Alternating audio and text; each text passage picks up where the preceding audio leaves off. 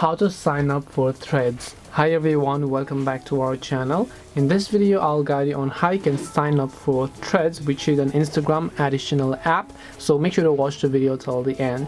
Now Instagram recently released their new feature known as Threads with an additional application called Threads and Instagram app, which is available on both your Play Stores as well as your iOS App Store.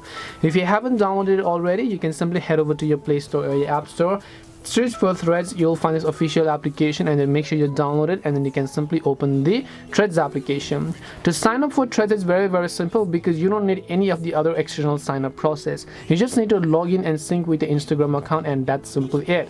So if you're logged into your Instagram account over here, as you can see I'm already automatically logged in. Right over here, once and for all that I'm logged in, you'll see login with this account. In case you want to switch accounts, you can tap the switch account button here, and then here you can just select another Instagram account that you want to switch to, or you can tap on the login to another Instagram account option over here. Just select an account that you would like to switch, tap on the login with Instagram option, and right over here your Threads account will be successfully created. Now just in case it doesn't ask you to log in, it might ask you to go ahead and approve the login permissions, so you might also want to go ahead and approve the request here. Once you tap the approve request option, you can just come back to this tab over here, and then you'll be automatically logged into your Threads account as you would be able to find it. And once you've simply went ahead and then logged into your account, your Threads account will be automatically created, as you can see here.